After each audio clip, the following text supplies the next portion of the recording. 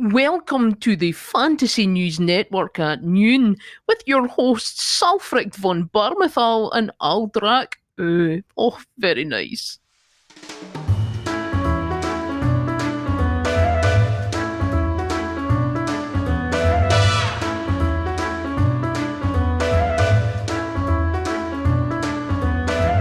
Welcome to the Fantasy News Network at noon. I am Salfrickt von Barmethal, and joining me as always is Aldraak. Hello people. Nice day. It is a day. Anyway, on to our headlines. The Barrowmind Wizard has now been identified as Bartholomew Scottington and has been found in a pool of blood, seemingly murdered by what locals are describing as a cloaked male, raving about the bard Jaskier and a missing axe. Who could have done that? I truly wonder. However, on the topic of Jaskier, due to this unfortunate situation, he has had to cancel his appearance on the show today. We did try to get a one-on-one interview at his home, but the bard obviously has quite a large entourage, and his head bodyguard advised our crew to I think the best way is how we would say back home, Aldraak. Will not explain what that means, but it... Oh, well, what a shame that he won't be joining us. Yes, it is a tragedy. Yeah, it real shame. Oh, I got Sheila back. I noticed. Quite a interesting situation unfolding. Oh yeah, she very happy.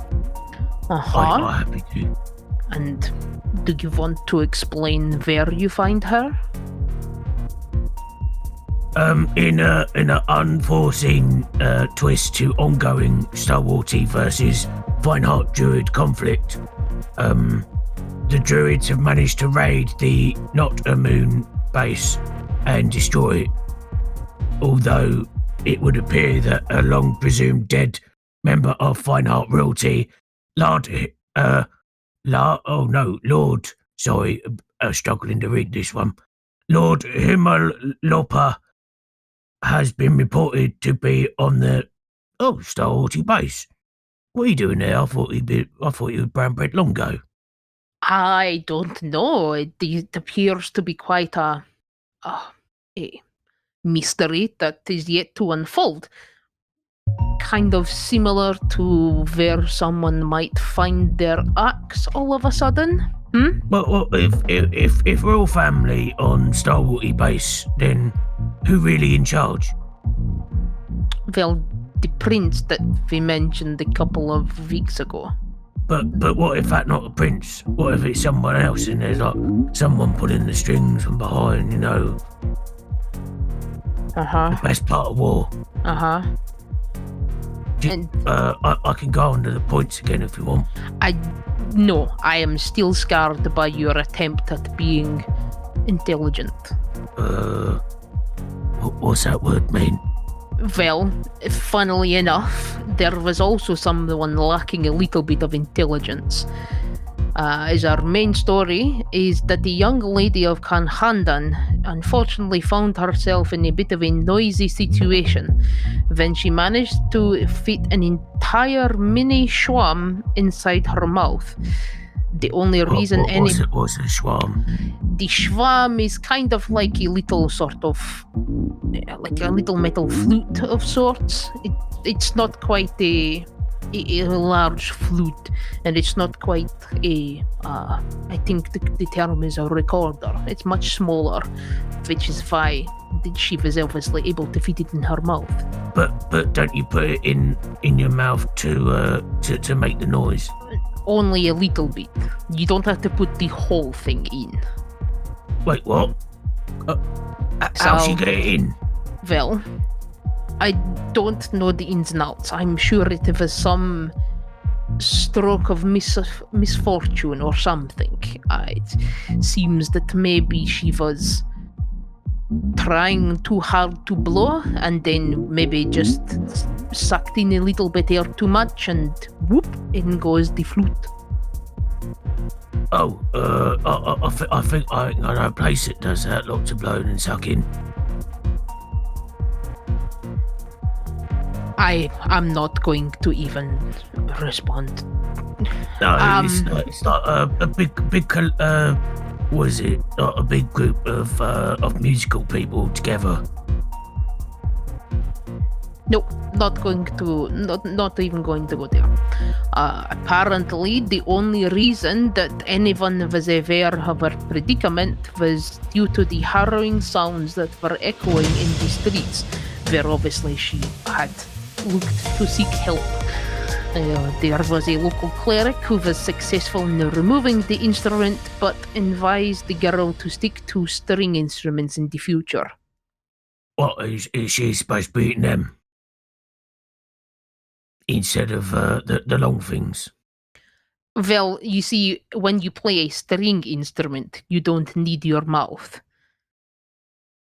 Well, I don't know. I've seen some people playing with their mouth. Then I'm not an expert myself in stringed instruments, but I'm fairly certain that they're doing it wrong. Well, they didn't have any arms, so it's a bit difficult. They have toes and feet, no? No. Then that is quite an obstacle to overcome, and I can understand why they chose to use their mouth. But in any regular circumstances where everyone has the relevant extremities, tends to be played. Have you not seen them? That they make interesting sounds. I think it's called Herbert and the Jellies.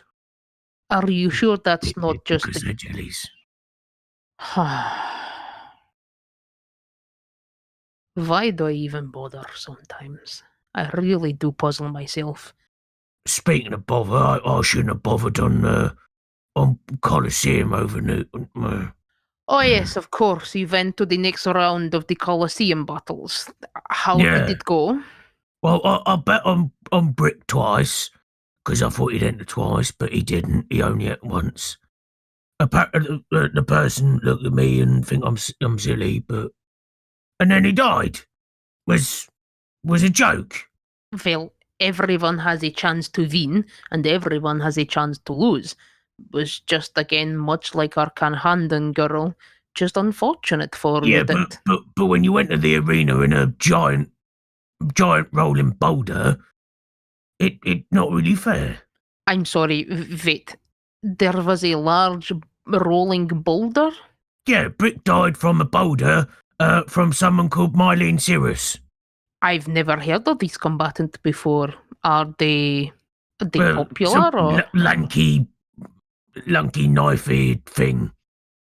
She cheated. See, I doesn't sound like cheating to me. I think they just managed to overcome the unquestionable odds about facing a large black orc and use their ingenuity.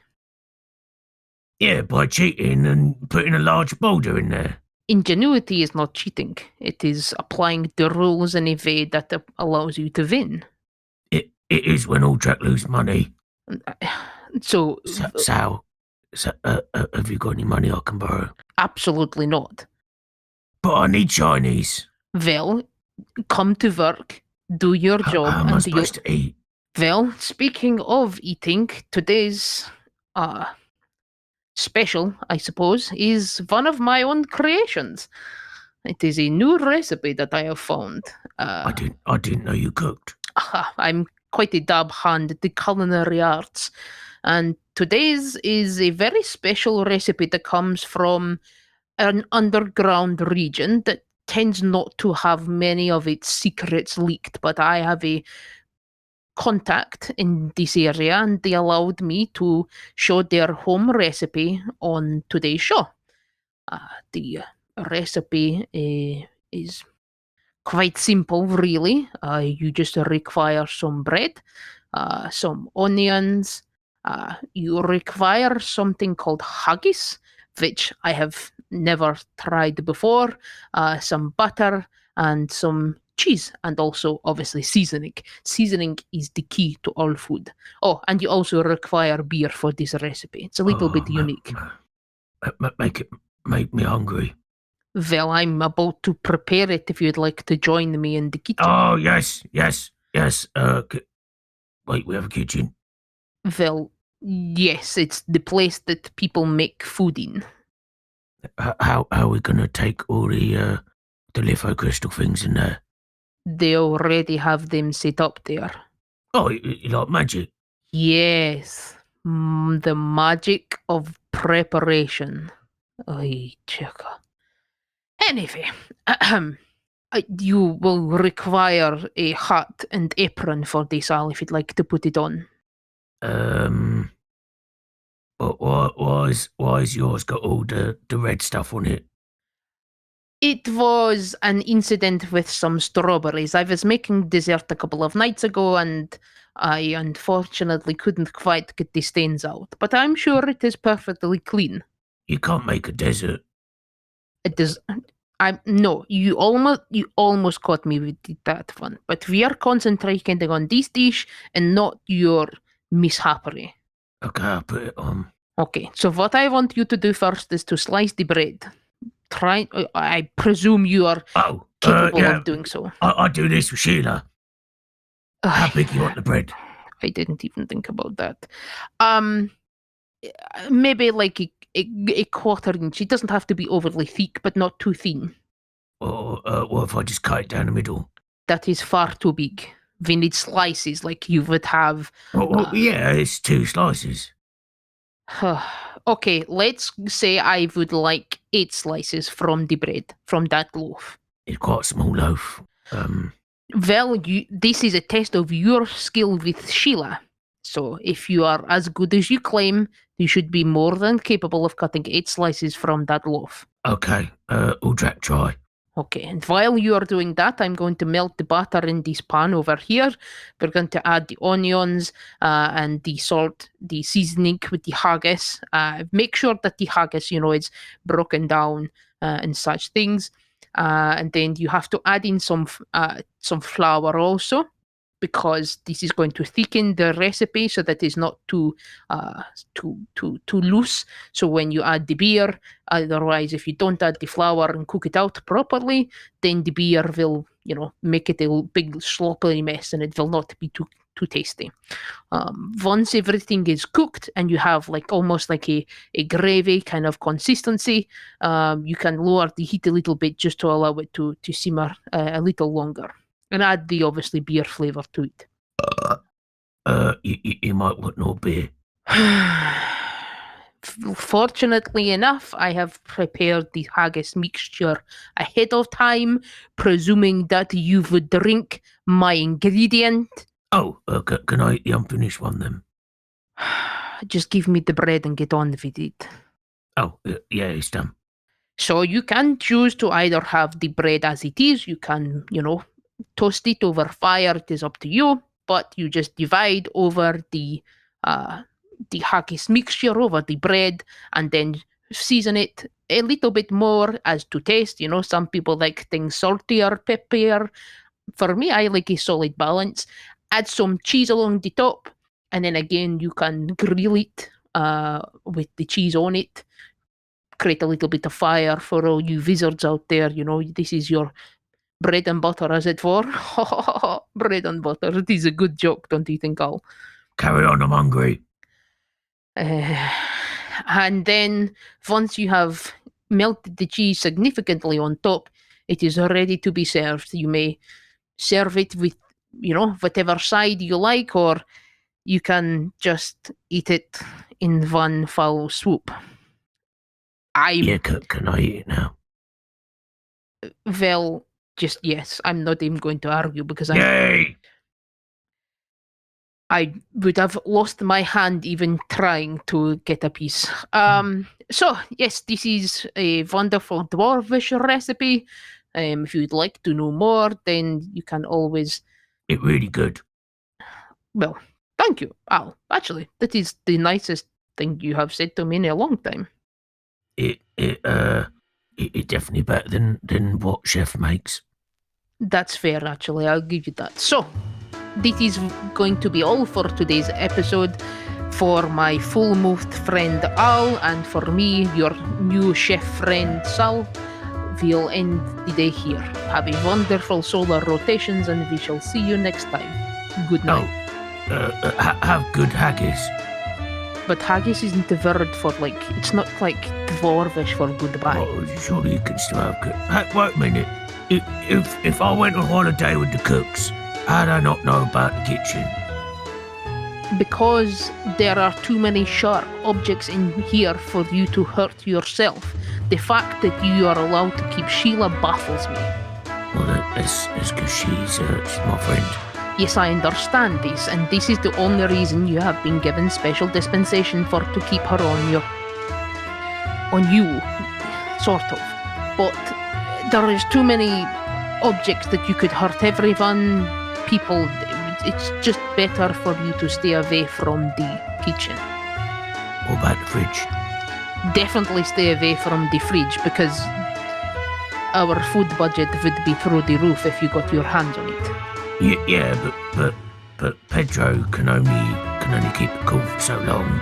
But That's nothing. why it's a fridge, and he keeps using a cold spell on it. Yes, I understand the concept of a free. Do you know what? We're not even going to get into this. Say goodbye, and we'll end this. Oh, goodbye, and we'll end this. Just at least clean up after yourself, my goodness. Look at the mess. Look at all the crumbs and haggis and mixture everywhere.